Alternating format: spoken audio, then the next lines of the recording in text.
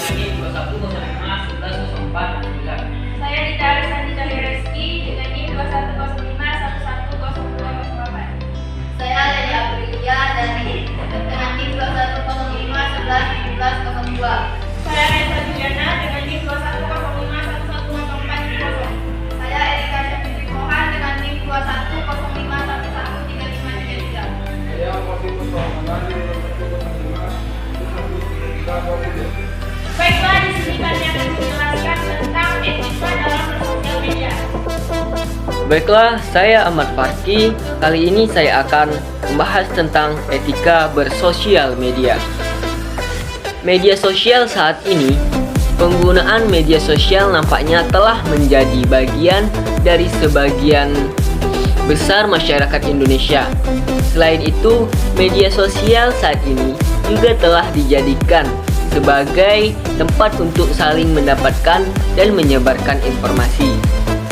Namun, sayangnya akibat dari penyalahgunaan sosial media dalam menyebarkan informasi juga berdampak pada banyaknya para pengguna yang masuk ke ranah hukum ataupun mencoreng nama baik institusi atau lembaga akibat dari penyebaran informasi pada sosial media yang tidak menggunakan etika.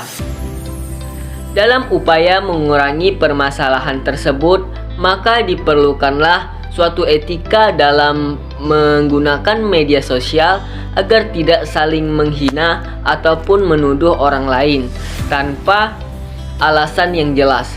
Karena pada dasarnya hal seperti itulah yang nantinya akan terjerat hukum karena kurang hati-hati dalam menyebarkan informasi pada internet. Baiklah, berikut ini adalah beberapa hal penting etika dalam menggunakan jejaring sosial yang akan dijelaskan oleh rekan saya. Baiklah, di sini saya akan menjelaskan mengenai etika dalam berkomunikasi. Dalam melakukan komunikasi antar sesama pada situs jejaring sosial, biasanya kita melupakan etika dalam berkomunikasi. Sangat banyak kita temukan kata-kata kasar yang muncul dalam percakapan antar sesama di jejaring sosial, baik itu secara sengaja ataupun tidak sengaja.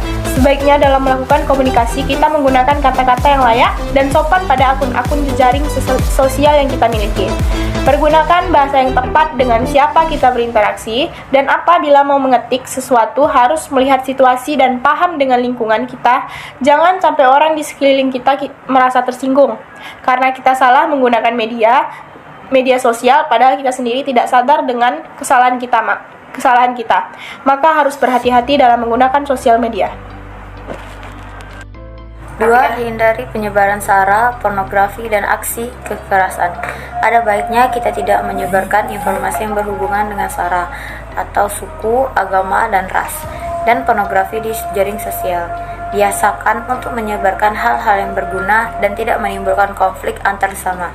Hindari juga mengupload foto-foto kekerasan seperti foto korban kekerasan, korban kecelakaan lalu lintas, maupun foto kekerasan lainnya.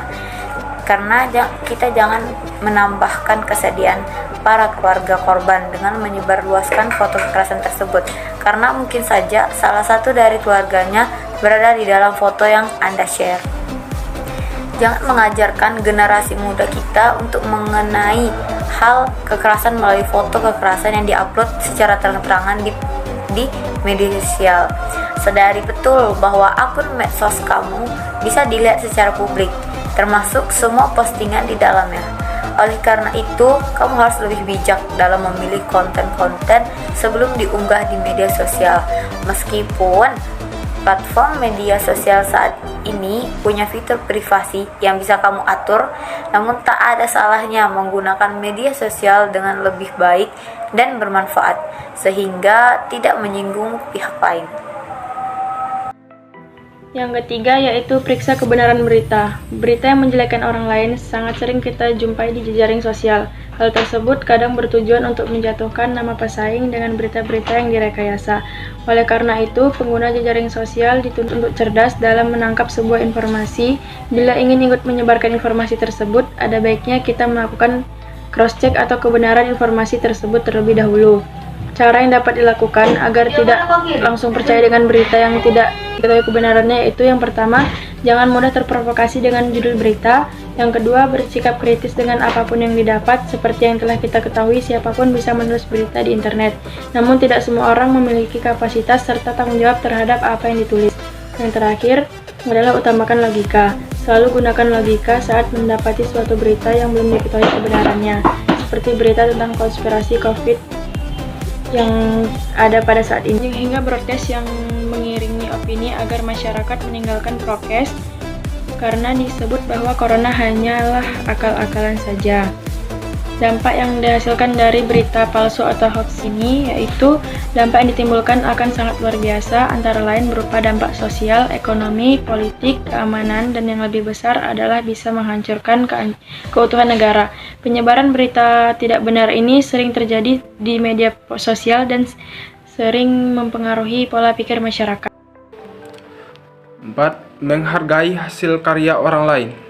Saat menyebarkan informasi, baik itu berupa tulisan, foto, atau video milik orang lain, ada baiknya kita mencantumkan sumber informasi sebagai bentuk penghargaan untuk hasil karya seseorang dan tidak boleh menghina atau merendahkan karya orang lain selama itu tidak merugikan pihak tertentu. Contohnya seperti orang memasukkan video kita hina seperti itu dan mereka marah dan menimbulkan perpecahan. Itu tidak boleh dan itu sebuah kesalahan dalam menggunakan media sosial. Selanjutnya yang kelima adalah jangan terlalu mengumbar informasi pribadi Anda. Dalam menggunakan jejaring sosial, ada baiknya kita sebagai pengguna harus bijak dalam menginformasikan privasi atau kehidupan pribadi. Jangan terlalu mengumbar hal-hal pribadi di jejaring sosial, apalagi sesuatu yang sensitif dan sangat pribadi. Karena selain berbahaya bagi diri kita dan juga akan berbahaya bagi orang di sekeliling kita atau kerabat terdekat. Maka dari itu, seharusnya kita harus bijak dalam menggunakan sosial media agar tidak terjadi hal-hal yang tidak diinginkan. Baiklah, sekian dari